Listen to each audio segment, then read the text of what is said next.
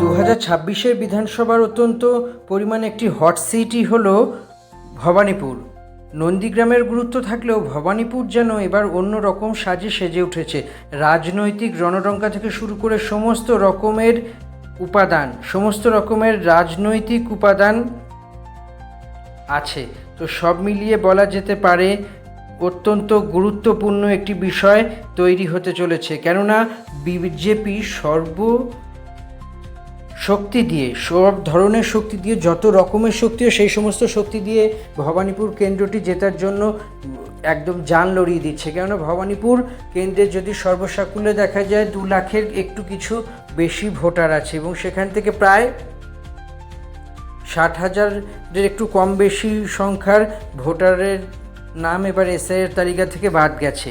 এবং ভবানীপুর অ্যাকচুয়ালি দক্ষিণ কলকাতা লোকসভার অন্তর্গত একটি বিধানসভা। তো সেই ক্ষেত্রে ভবানীপুরের কয়েকটি ওয়ার্ডে গতবার তৃণমূল পিছিয়ে ছিল। তো সেই সব নিয়ে রীতিমতো আসরে নেমে পড়েছে বিজেপি এবং তারা ধরেই ফেলেছে যে ভবানীপুর আসনটি জিতে ফেলেছে। কিন্তু ভবানীপুর আসনটি জেতা তো শুধু জেতা না, এর পেছনে আরও অনেক অঙ্ক আছে, এর পেছনে অনেক পাটিগণিত, বীজগণিত এবং সিঁড়িভাঙা অঙ্ক আছে, যেগুলিকে সলভ করলে তবেই হয়তো ভবানীপুর আসনটি জেতা যেতে পারে।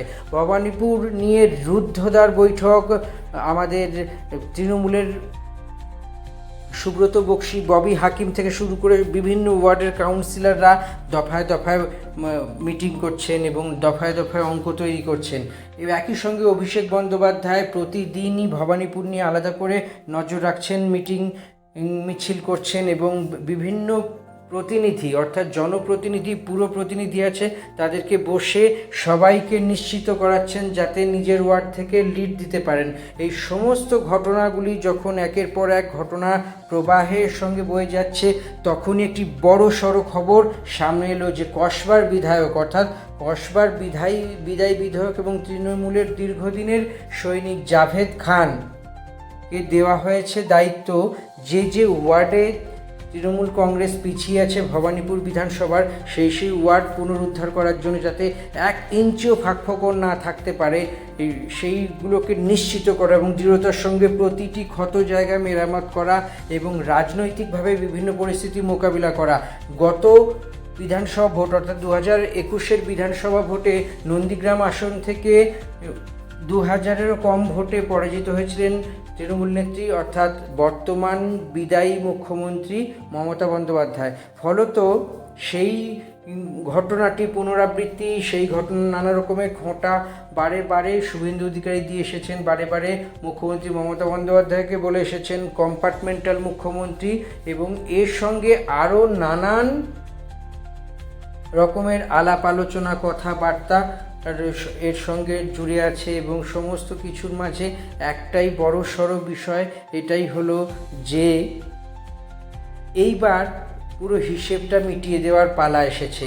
কেননা শুভেন্দু অধিকারী গত 5 বছর ধরে কম্পার্টমেন্টাল মুখ্যমন্ত্রী, তৃণমূলের মালিককেই আমি হারিয়েছি এবং যতবার দাঁড়াবে ততবার হারবো। ইভেন এবারও ভবানীপুরে যখন শুভেন্দু অধিকারী দাঁড়িয়েছেন, ঠিক তখনই মমতা বন্দ্যোপাধ্যায়ের এগেনস্টে তার নাম দল থেকে ঘোষণা করার পরে তিনি একদম রুদ্রমূর্তি ধরেছেন এবং বারে কুকথা বলেছেন এবং কুকথায় ভরে উঠেছে রাজ্য রাজনীতির বিভিন্ন অলিন্দ।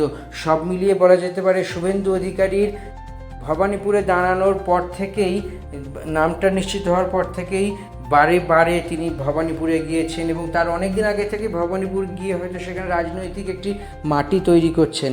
সব মিলিয়ে বলা যেতে পারে যে শুভেন্দু অধিকারী যেই পদ্ধতিতে এগোচ্ছেন, সেই পদ্ধতিতে শুভেন্দু অধিকারীকে আটকানোর জন্য বা ব্লক করার জন্য তৃণমূল কংগ্রেসও পাল্টা পথে নেমেছে এবং রাজনৈতিক কৌশল ববি হাকিম থেকে শুরু করে দলীয় স্তরের যে বিভিন্ন শক্তিশালী নেতাদের সঙ্গে কথাবার্তা বলছেন শুভেন্দু অধিকারীর, যাতে ভবানীপুরের হারানোর মার্জিনটা বৃদ্ধি হয়, সেই কারণে জাভেদ খানকেও এনেছে। অর্থাৎ বলা যেতে পারে জাভেদ খান অর্থাৎ তার যে দূরদর্শিতা, তার যে রাজনৈতিক যে ভাবনা চিন্তা সেই সমস্ত কিছু দিয়ে তিনি মমতা বন্দ্যোপাধ্যায়ের আসনটিকে নিশ্চিত করার জন্য ঝাঁপিয়ে পড়েছেন। সব মিলিয়ে বলা যেতে পারে এখনকার যা পরিস্থিতি, তাতে করে আগামী 29শে এপ্রিল ভবানীপুর কেন্দ্রে ভোট গ্রহণ, এবং এবার দুটি দফাতেই ভোট গ্রহণ করা হবে। প্রথম দফা 23শে এপ্রিল এবং দ্বিতীয় দফা 29শে এপ্রিল, ফলাফল 4 মে। সব মিলিয়ে বলা যেতে পারে এক দুরন্ত সময়ের মধ্যে দিয়ে যাচ্ছে। কিন্তু শুভেন্দু অধিকারী জিতবেন না মমতা বন্দ্যোপাধ্যায় জিতবেন? মমতা বন্দ্যোপাধ্যায় জিতলে কতটা লিডে জিতবেন, কতটি মার্জিনে জিতবেন, সেটাই এখন দেখার বিষয়। কেননা এই সমস্ত কিছু মিলিয়েই তৈরি হতে চলেছে এক নাটকীয় ঘটনার এক ইতিবৃত্ত। সব মিলিয়ে আমাদের এই ভিডিও দেখতে থাকুন। ইউটিউব পেজটি সাবস্ক্রাইব করে দিন আর ফেসবুক পেজটি